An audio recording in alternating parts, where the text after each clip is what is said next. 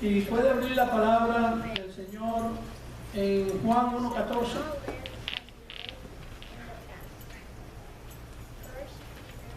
Juan 1, versículo 14.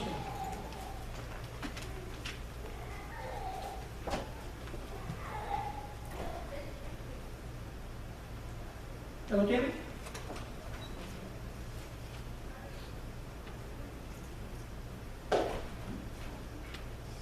Dice la palabra del Señor. Y aquel verbo fue hecho carne y habitó entre nosotros. Y vimos su gloria, gloria como del unigénito del Padre, lleno de gracia y de verdad. Vamos hoy a continuar con la serie de la Cristología, que es la serie de la enseñanza sobre la doctrina de Cristo. Recuerde que la semana pasada estuvimos hablando sobre la persona de Cristo, pero nos enfocamos en su deidad. Hoy nos vamos a enfocar en la humanidad de Él. Pero primero acompáñenme a orar, ¿sí? Padre, en el nombre de Jesús, gracias por esta oportunidad, Señor, de impartir tu palabra y de recibirla también. Ayúdanos, Padre, a entenderla y que seamos fieles expositores de ella. Señor, que no salgamos igual de este lugar, que salgamos con un pleno conocimiento de la persona de Cristo.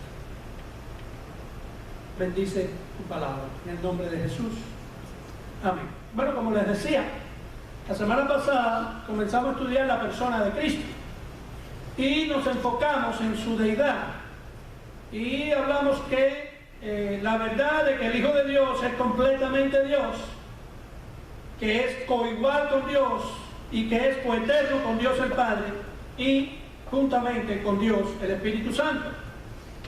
Esta tarde vamos a dirigirnos específicamente a la humanidad de Cristo. Cristo vivió hace 2000 años, más de 2000 años, tomando forma de carne y habitó entre nosotros. Cuando nosotros hablamos de la persona de Cristo, siempre queremos tener en cuenta algo bien importante en la doctrina. Recuerden que Jesucristo está en la doble naturaleza de Cristo. ¿Se recuerdan? Que Jesucristo es completamente Dios, pero estuvo entre nosotros completamente hombre, ¿verdad? Esa doctrina tenemos que creerla por la fe y tener un conocimiento de ella. Jesucristo, voy a repetirlo, fue completamente Dios, ¿ok? Pero también a la misma vez fue completamente una persona, y así será siempre. Spurgeon, el predicador o el príncipe de los predicadores, como le dicen, él dijo esto. Mira lo que dijo Spurgeon: maravíllate con este misterio, porque eso es un misterio, ¿verdad? Eso es un misterio. Dice, maravíllate con este misterio: el infinito se convirtió en un bebé. El infinito, el creador de todo, se convirtió en un bebé. Y eso es lo que queremos hoy exponer en el día de hoy: la humanidad de Cristo, pero basado en las Escrituras. Muy importante. Primero vamos a ver su nacimiento virginal, luego vamos a ver que Cristo también tuvo sus debilidades y sus limitaciones como hombre aquí, y finalmente que vivió como hombre, pero sin pecado. Dice primera de Juan 4, del 2 al 3. Leo de la Biblia de las Américas. En esto conocéis el Espíritu de Dios. Todo espíritu que confiesa que Jesucristo ha venido en carne es de Dios. Y todo espíritu que no confiesa a Jesús no es de Dios. Y este es el espíritu del anticristo, del cual habéis oído que viene y escuchen esto, y que ahora ya está en el mundo. Muchos están esperando al anticristo, no, ya el anticristo está aún desde los tiempos de Jesús. Un sistema, falsos maestros, personas que no creen en Jesús, personas que blasfeman en contra del nombre de Jesús, del Espíritu Santo. Esos son anticristos. Quiere decir, el anticristo no lo está esperando, no, ya el anticristo está. Este sistema en que estamos, que no quiere saber nada del Señor, ese es un sistema anticristo. Y estamos viviéndolo en estos momentos. Pero, como dije al principio, vámonos directo al nacimiento virginal de Dios. Esto es un punto, esto es una doctrina cardinal de la palabra de Dios, del Evangelio. Quiere decir, esto es algo súper importante que nosotros lo creamos. No que lo leamos ni le pasemos por arriba. No, nosotros tenemos que creer del nacimiento virginal de Cristo. Se lo digo porque hay denominaciones, hay iglesias, sectas religiosas que no creen esto. Es más, hay personas que no conocen al Señor, que son impíos de la calle, y cuando tú hablas de esto, se burlan. Pero para nosotros, los hijos de Dios, esto es una doctrina cardinal. Quiere decir, esto es algo que nosotros tenemos que creer con todo nuestro corazón. Por eso, cuando hablamos de la humanidad de Cristo, es apropiado comenzar con la consideración de la realidad del nacimiento virginal de Cristo, amparado por la Escritura. Y la Escritura afirma claramente que Jesucristo fue concebido en el vientre de su madre María. ¿Por quién? Por una obra milagrosa del Espíritu Santo. ¿Y qué más? Sin la intervención de ningún ser humano. Eso es algo que tenemos que creer, ¿verdad? Dice Isaías 7:14. Por tanto, el Señor mismo os dará señal. He aquí que la Virgen concebirá y dará a luz un hijo y llamará a su nombre. Después Lucas 1:35 dice, respondiendo el ángel le dijo, el Espíritu Santo vendrá sobre ti. ¿A quién se lo está hablando? A María, específicamente le dice, el Espíritu Santo vendrá sobre ti y el poder del Altísimo te cubrirá con su sombra. Por eso el santo niño que nacerá será llamado Hijo de Dios. Eso es importante.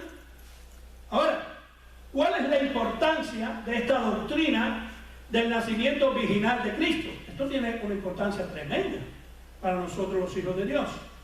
El nacimiento virginal fue el medio que Dios usó para enviar a su Hijo aquí a la tierra. Jesús experimentó toda la vida humana, incluso dentro del vientre de su madre. Se recuerda que estaba María y se reúne con su prima y estaba Juan el Bautista dentro del vientre de la prima y tan pronto se abrazaron, Juan el Bautista brincó y aún no había nacido. La naturaleza milagrosa del nacimiento virginal atestigua el hecho de que él no era solamente un hombre, sino que era el único Dios hombre. El nacimiento original también parece tener algún significado para Jesús como el nuevo Adán, ¿verdad? El primer Adán pecó y el segundo Adán, que es Jesús, ¿qué vino a hacer? A morir por nuestros pecados, darnos libertad, darnos la vida eterna, darnos salvación. Para eso él vino. La naturaleza milagrosa del nacimiento virginal atestigua que él fue completamente Dios, pero también nació completamente un hombre. Nosotros como siempre nos han enseñado cuando hemos estudiado seminarios, y aún la Biblia es lo más importante que tenemos que leer antes de un seminario, sabemos que venimos a este mundo ya con pecado, ¿sí o no? Porque lo heredamos de quién? De Adán, ¿verdad? A diferencia de nosotros, cuando Jesús nació, Él vino completamente sin pecado, porque Él no nació de un hombre terrenal. Él fue concebido directamente del Padre a través del Espíritu Santo a la Virgen María. Así que Jesús nunca tuvo pecado, sin pecado. Otra de las cosas que podemos ver aquí es que el nacimiento virginal nos muestra que Jesús no descendió de Adán. Y eso nos va a ayudar a comprender por qué la culpabilidad legal y la corrupción moral que pertenecen a todos los demás seres humanos, incluyéndome yo, no le pertenece a Cristo. Esta idea parece estar indicada en la declaración del ángel Gabriel a María en Lucas 1:35, cuando dijo: porque Jesús sería concebido por el Espíritu Santo, por tanto sería llamado Santo.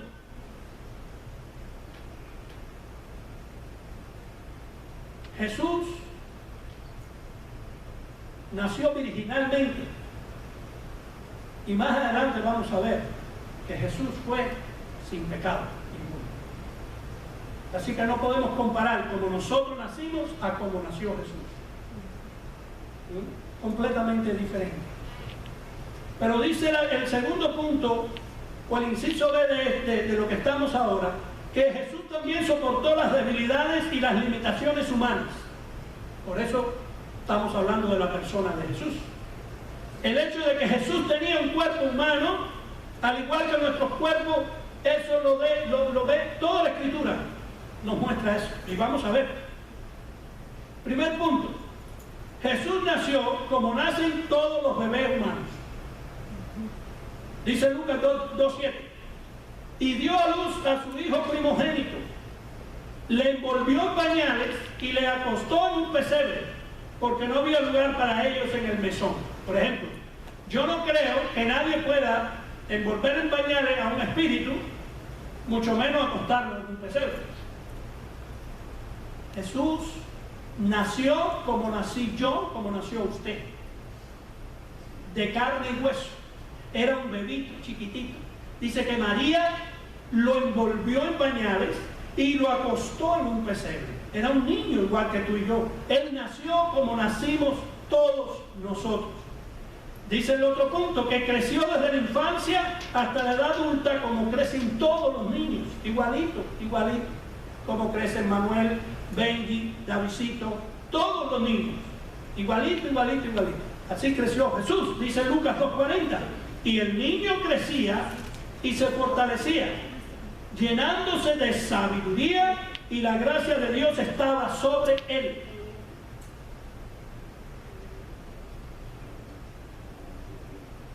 Otro de los puntos que nos enseña la palabra de Dios de la humanidad de Cristo es que Él se cansó como nosotros nos cansamos. Por ejemplo, Juan 4:6. Y allí estaba el pozo de Jacob. Entonces Jesús, cansado del camino, ¿qué hizo? Se sentó junto al pozo y era como la hora sexta. ¿Qué tenía Jesús? Se cansó. Igual que tú y yo. Él vivió como tú y yo, hombres, igual que tú y yo.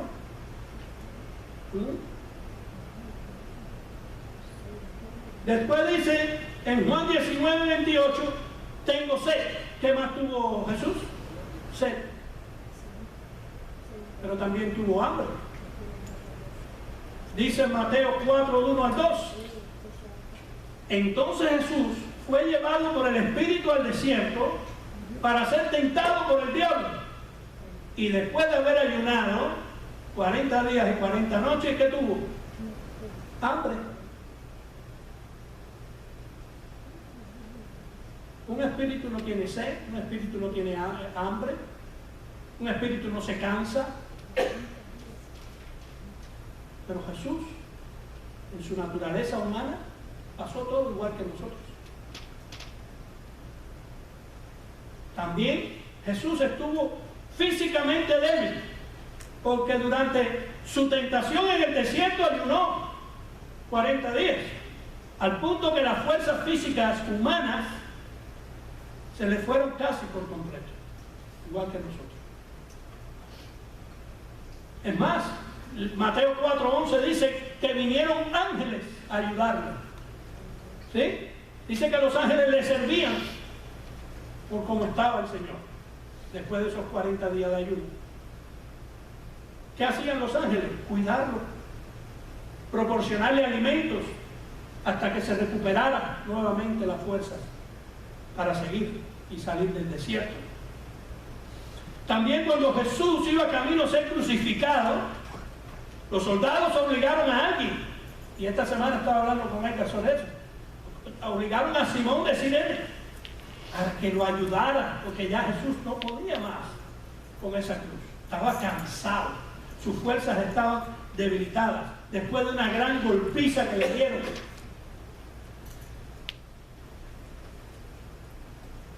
Ya no tenía fuerzas para llevar la cruz él mismo. Y Simón de Cirene, sin saberlo, fue parte de la historia también, porque estaba dentro del plan de Dios, que fuera él quien lo ayudara, pero lo tuvo que ayudar. Pero la culminación de las limitaciones de Jesús en términos de su cuerpo humano se ve cuando él murió en la cruz. En la cruz no murió Dios, porque Dios no muere. ¿Quién murió en la cruz? Jesús hombre fue el que murió. Lucas 23:46. Y Jesús, clamando a gran voz, dijo: Padre, en tus manos encomiendo mi espíritu. Y habiendo dicho esto, expiró. Ahí se ve. Ya no podía más. Estaba cansado, estaba agotado, estaba golpeado. Pero después resucitó. Y resucitó no en un cuerpo, no en un espíritu, como dicen muchos por ahí. No, en un cuerpo igual, real, como el que tú tienes ahora y como el que tengo yo, y como él tuvo antes de ser crucificado. Veamos, la palabra es la que nos quita la duda, ¿verdad? Lucas 24:39. Mirad mis manos y mis pies, que soy yo mismo. Está hablando él. Palpadme y ved, porque un espíritu, te lo digo porque, por ejemplo, los testigos de Jehová, ellos creen que eso era un espíritu, que no era Jesús. Dice, porque un espíritu no tiene carne ni huesos, como veis que yo tengo. Era Jesús. Otra evidencia es esta, Lucas 24:42-43. Entonces ellos le presentaron parte de un pescado asado, y él lo tomó y comió delante de ellos. ¿Ha visto usted algún espíritu comiendo pescado? Era Jesús en cuerpo, después de estar resucitado. ¿Verdad? Era Jesús. Ahí está claro en la Escritura. Hermanos, todos estos versículos demuestran que en lo que respecta al cuerpo humano de Jesús, era como el nuestro en todos los aspectos, antes de su resurrección y después de su resurrección. Después de la resurrección aún era un cuerpo con carne y huesos, pero ya ahí había sido hecho perfecto. La clase de cuerpo que tendremos cuando Cristo regrese y nosotros también resucitemos con Él. Ese mismo cuerpo lo vamos a tener nosotros. Jesús, con ese cuerpo que resucitó, es con el mismo cuerpo que continúa existiendo en el cielo, sentado a la diestra del Padre. Ese cuerpo es el que vamos a tener nosotros cuando estemos juntamente con Él. Para mí, Eso me da una esperanza tremenda.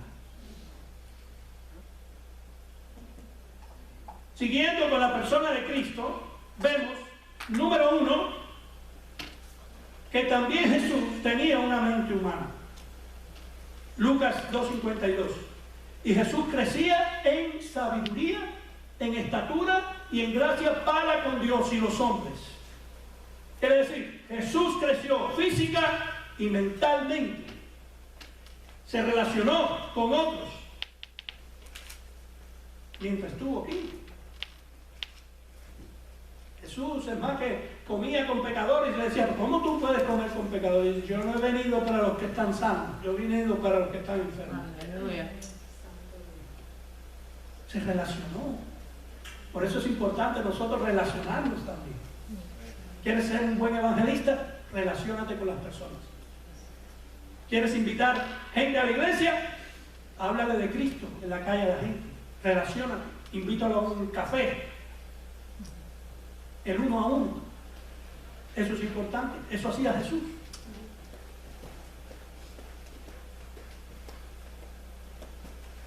Pero dice que Jesús también tenía un alma. Juan 12:27. Dice el propio Jesús, ahora mi alma se ha angustiado. ¿Y qué diré? Padre, sálvame de esta hora. Pero para esto he llegado a esta hora. Jesús sabía cuál era su plan, cuál era el propósito del Padre. Él sabía que había venido. Pero con todo eso se angustió, porque estaba en un cuerpo que... La palabra turbada representa en términos griegos tarazo. En el griego esta palabra turbada significa tarazo, una palabra que a menudo se usa para referirse a las personas cuando están ansiosas o repentinamente muy sorprendidas por el peligro. Oye, Jesucristo mismo dijo, Señor, si quieres pasa de mí esta copa. Dice que sudaba gotas de sangre.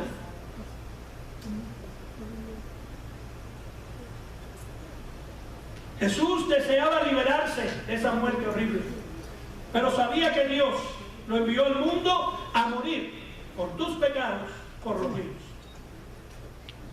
Dios lo había enviado al mundo a morir en nuestro lugar. Nosotros no podíamos hacerlo. Como le dije la semana pasada, solo Dios podía soportar la ira de Dios. Jesús, Dios.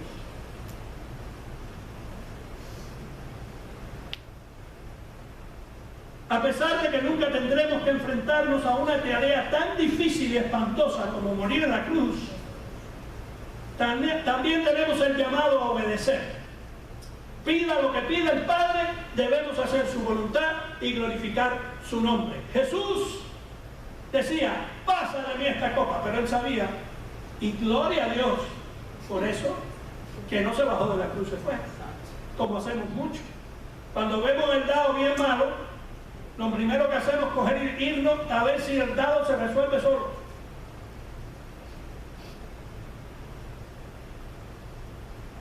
Ay, tengo esta situación tan difícil, pero bien difícil. ¿Qué hacemos? ¿Enfrentamos la situación o formamos cualquier pretexto para salir de apartarnos y decir, bueno, cuando se resuelva la situación, yo vivo? Jesús se enfrentó a la situación. Y él, en obediencia al Padre, fue a la cruz y murió por nosotros, haciendo la voluntad del Padre y glorificando el nombre del Padre. También Jesús, el otro punto, tenía emociones humanas. Juan 11:33-35.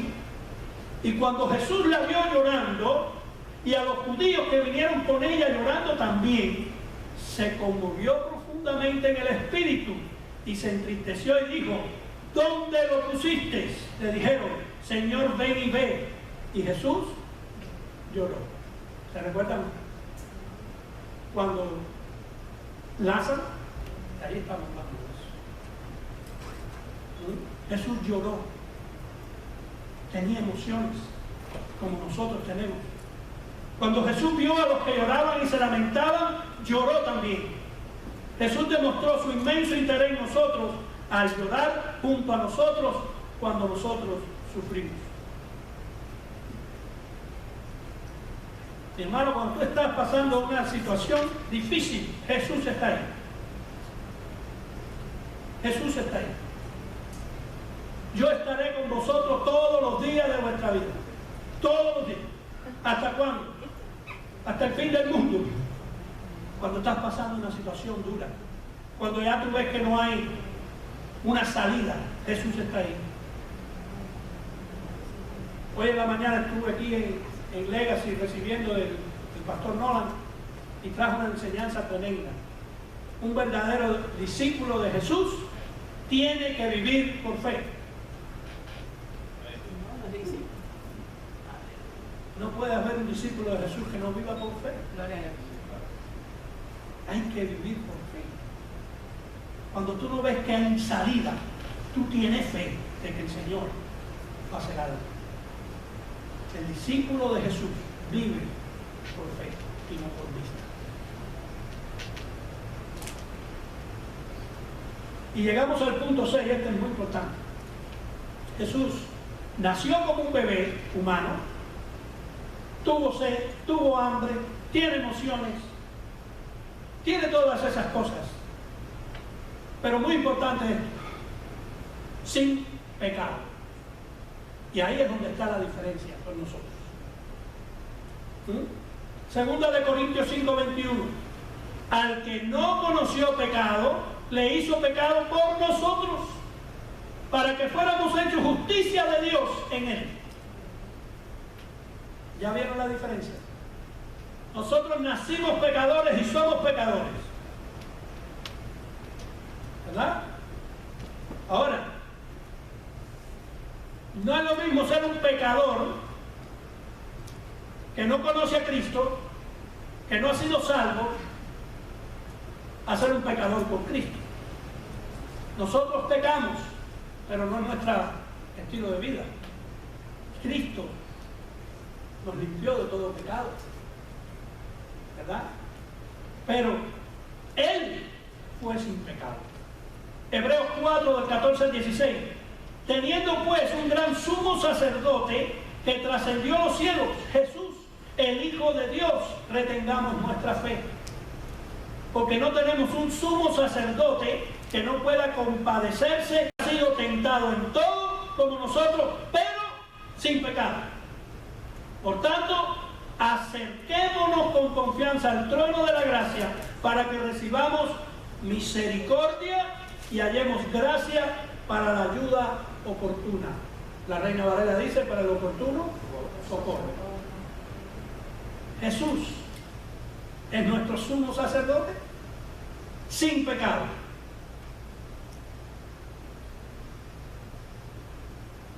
Las Escrituras testifican claramente que Jesucristo vivió una vida sin pecado. Por eso, mi hermano, adora a Jesucristo como el Dios hombre. Adóralo. Jesús fue nuestro representante. Él obedeció por nosotros donde Adán había fallado. Él no desobedeció. Él murió por nosotros. Adora a Jesucristo como nuestro sacrificio sustituto. En Hebreos 2:14, mira lo que dice la palabra, del 14 al 17. Así que por cuanto los hijos participan de carne y sangre, Él igualmente participó también de lo mismo, para anular mediante la muerte el poder de aquel que tenía el poder de la muerte, es decir, el diablo. Versículo 15. Y librar a los que por el temor a la muerte estaban sujetos a esclavitud durante toda la vida. Porque ciertamente no ayuda a los ángeles, sino que ayuda a la descendencia de Abraham. Por tanto, tenía que ser hecho semejante a sus hermanos en todo, semejante a sus hermanos, a nosotros. Jesús es nuestro hermano mayor, ¿verdad? Entonces dice, a fin de que llegara a ser un misericordioso y fiel sumo sacerdote en las cosas que a Dios atañen, para hacer propiciación por los pecados del pueblo. Mis hermanos, si Jesús no hubiera sido hombre, no podría haber muerto en nuestro lugar. y haber pagado la pena que merecías tú, que merecías tú, que merecía yo. Por eso es tan importante saber que Jesús vivió, pero sin pecado. Vivió como nosotros, pero sin pecado. También tenemos que adorar a Cristo el mediador, porque Él es el mediador entre Dios y los hombres. 1 Timoteo 2:5, porque hay un solo Dios y también un solo mediador entre Dios y los hombres. ¿Quién es? Cristo Jesús, hombre.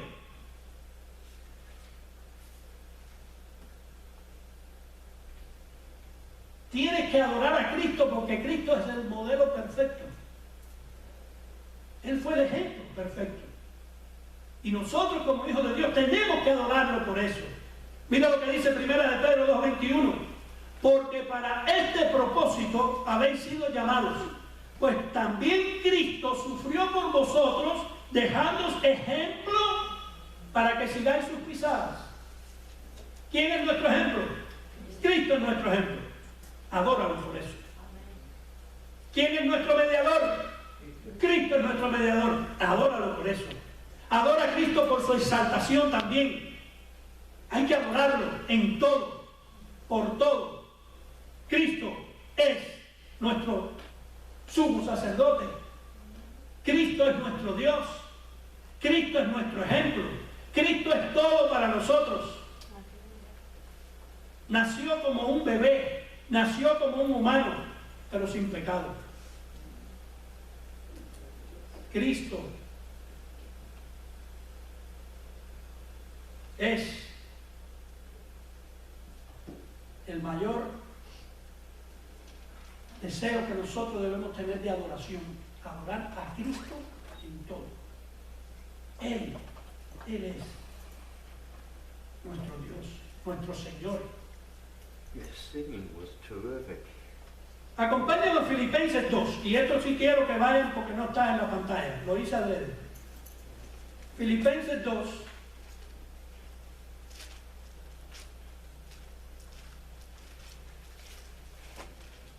Y vamos a leer del 5 al 11.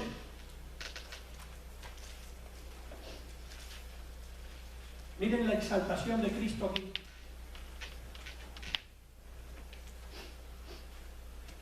Adora a Cristo por su exaltación. Adora a Cristo en todo. Él es nuestro Dios. Filipenses 2, del 5 al 11. Y toda lengua confiese que Jesucristo es Señor para gloria de Dios Padre. No, ¿de dónde dije yo? Del 5, perdón. Haya pues, aquí, ahora sí. Haya pues en vosotros esta actitud que hubo también en Cristo Jesús, el cual, aunque existía en forma de Dios, no consideró el ser igual a Dios como algo a que aferrarse, sino que se despojó a sí mismo, tomando forma de siervo, haciéndose semejante a los hombres, y hallándose en forma de hombre, se humilló a sí mismo, haciéndose obediente hasta la muerte y muerte de cruz, por lo cual Dios también le exaltó hasta lo sumo, y le confirió el nombre que es sobre todo nombre, para que el nombre de Jesús se doble que toda rodilla de los que están en el cielo y en la tierra y debajo de la tierra. Y ahora sí, versículo 11, y toda lengua confiese que Jesucristo es Señor, para gloria de Dios Padre. Ese es nuestro Dios, ese es nuestro Señor. Dios lo exaltó hasta lo sumo a Él. Ahora, existen varias características clave de Jesucristo que se deducen aquí en lo que acabamos de leer. Número 1, Jesucristo, según el pasaje, siempre existió. ¿Se recuerdan? Él existió. ¿Por qué? Él es Dios. Él es el creador de todo. Todas las cosas fueron creadas por Él antes de la fundación del mundo. Tenemos que tener bien claro eso, aunque te cause un poquito de de confusión. No te puedes confundir, Cristo es Dios.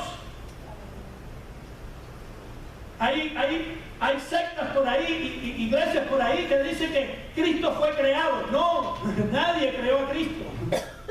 Cristo es Dios. Cristo creó. Número 2, es igual a Dios porque es Dios. Cristo es Dios. No te puede quedar duda sobre eso. Número 3, aunque es Dios, se convirtió en hombre para cumplir el plan divino de salvación para toda la raza humana. No para todas. Bueno, su obra fue suficiente para todos, pero no todos van a ser salvos. Entonces, Él se convirtió en hombre para cumplir el plan divino de salvación. Las ovejas, no dice las ovejas. ¿Qué dijo? Mis ovejas escucharán mi voz. Número 4, no solo tenía apariencia de hombre, en realidad se convirtió en hombre para identificarse con nuestros pecados. Número 5, voluntariamente se despojó de sus derechos divinos, privilegios y posición más allá del amor de su Padre. Él se despojó de toda gloria. ¿Se recuerda cuando le lavó los pies a sus discípulos? En Cristo no había orgullo.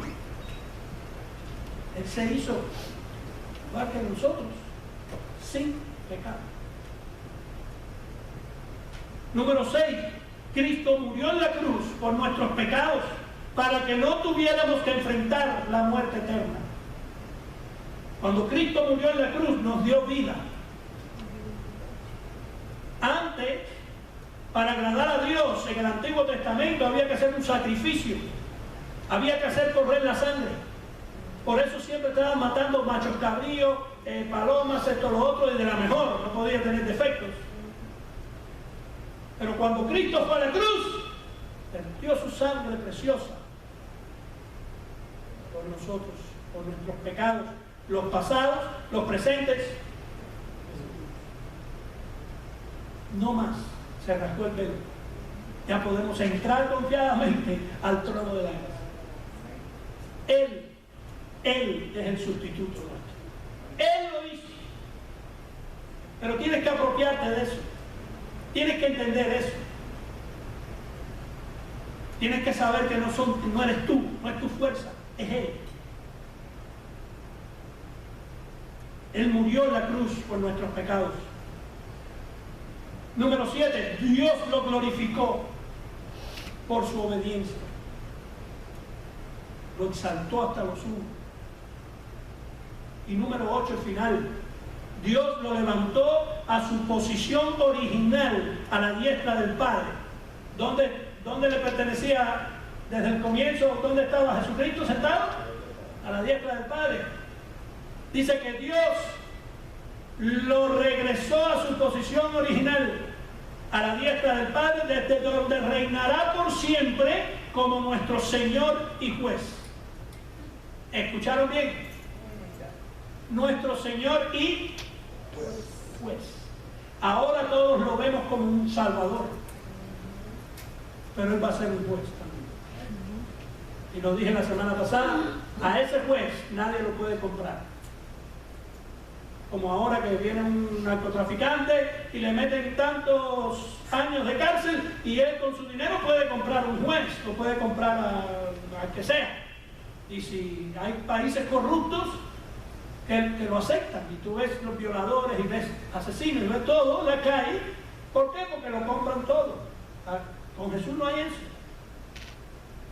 No lo podemos comprar. Por eso, mis hermanos, y termino con esto, ¿qué podemos hacer nosotros menos que adorarle y consagrar nuestras vidas al servicio de Él? Él es todo para nosotros. Si estás vivo, es por Él. Si respiras, es por Él. Si caminas, es por Él. Si trabajas, es por Él. Si tienes hijos, es por Él.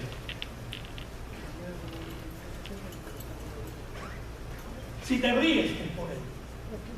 Si lloras, es por Él. Si vives, es por Él. Y si mueres, es por Él también. Él es todo. Todo es de Él.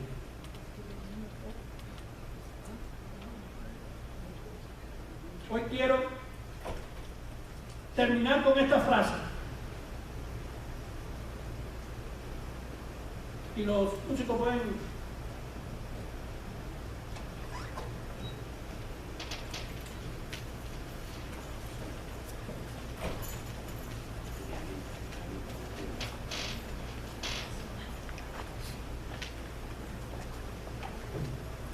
Siempre que pueda, lea Filipenses 2, del 5 al 11.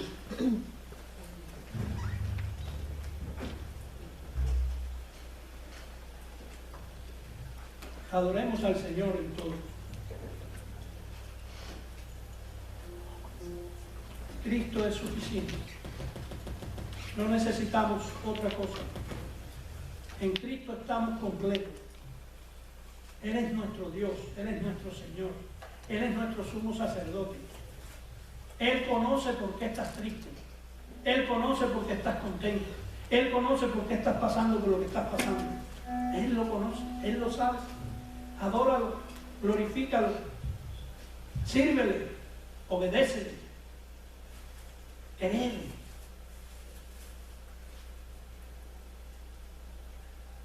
Ay, pastor, pero hay cosas que yo no entiendo de la Biblia. Mira, la frase de hoy dice: no te preocupes por lo que no entiendas de la Biblia, preocúpate por aquello que entiendes y no aplicas a tu vida. Es que yo quiero saber tantas cosas. No, mejor aplica lo que sabes, aplícalo, y el Señor te va a ir dando más y dando más.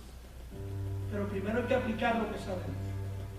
¿Sí? No te preocupes por lo que no entiendas de la Biblia, preocúpate por aquello que entiendes y no aplicas a tu vida. Corrie ten Boom, así se llama la persona que hizo esta frase. Vamos entonces a orar y adorar al Señor. Padre, en el nombre de Jesús, te damos muchas gracias, porque a través de tu palabra, Señor, nos enseñas cosas que necesitamos saber acerca de tu persona. Que naciste como nosotros, que viviste como nosotros, creciste como nosotros, te cansabas como nosotros, tuviste hambre, tuviste sed. Señor, lloraste igual que nosotros. Pero la diferencia, Padre, en cuanto a tu Hijo y nosotros, es que Él fue sin pecado. Que Él tuvo que ir a la cruz del Calvario a morir por nosotros. Por eso lo reconocemos como nuestro Señor y Salvador. Como el Rey de Reyes, el Señor de Señores. Gracias, Señor, por tu sacrificio. Ayúdanos, Señor, a obedecerte, a amarte, ponerte en primer lugar por encima de todas las cosas. Exaltarte, Señor.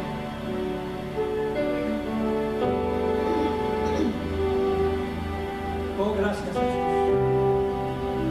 Gracias, agradecidos estamos contigo. Ayúdanos a meditar en tu palabra. Ayúdanos a meditar en Filipenses 2, del 5 al 11. Hay mucho que aprender a decir. Señor, a ti sea toda la